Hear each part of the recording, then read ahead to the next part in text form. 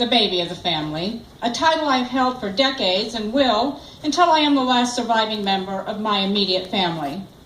Right now, it's just my brother and me left in a race to the finish line, though my brother is only a mere 13 months older, so technically it could go either way. The fact that there are only 4 months between my brother's birth and my conception has always left me with a strong suspicion that my existence was more luck than planned. Well, luck for me, at least. My parents had a 5-year-old and a 4-month-old infant when I was conceived. How much you want to bet I'm here because they had a babysitter and a bottle of scotch that night.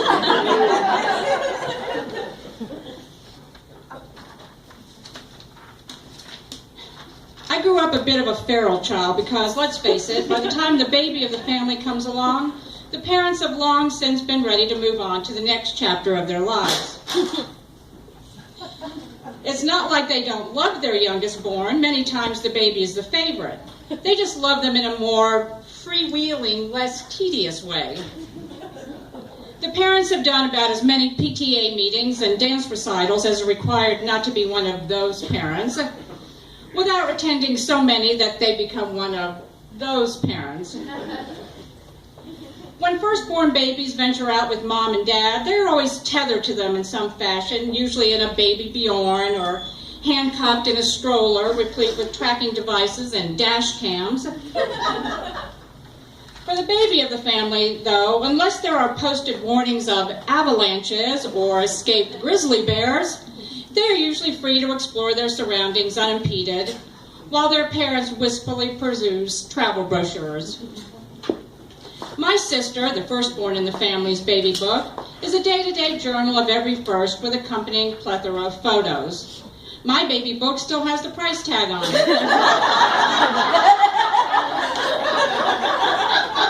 And only a magazine clipping with a recipe for gravy on the inside.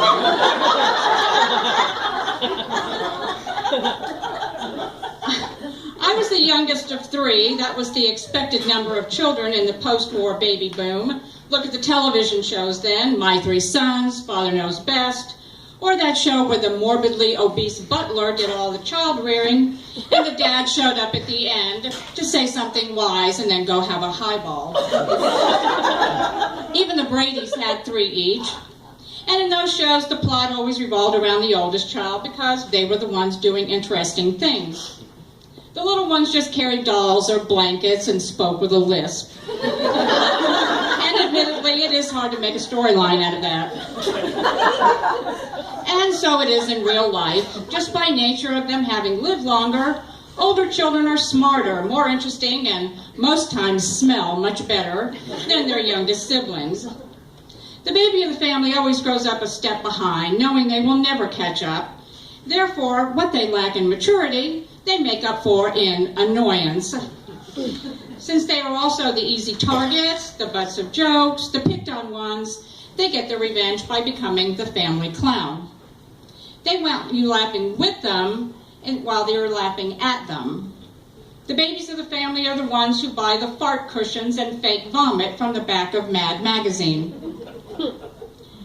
When my family went on outings or took vacations, my older siblings were encouraged to learn all they could about every new experience, to make each place an opportunity for knowledge and growth.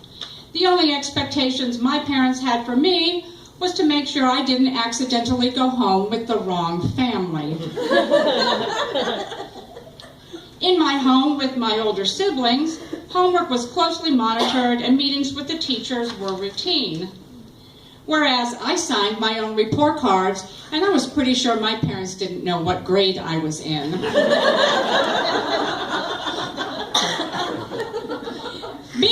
Being the baby of the family has its perks, to be sure. For instance, while my father wouldn't allow my sister to shave her legs until, her wedding day, I'm pretty sure I was shaving my legs while I was waiting for the light bulb to cook the stuff in my Easy Bake oven.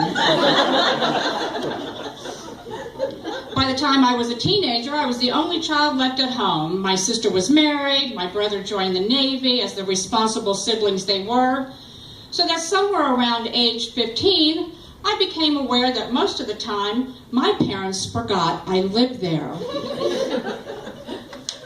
Sometimes I'd walk out in the middle of dinner and they'd look startled, like they weren't expecting me.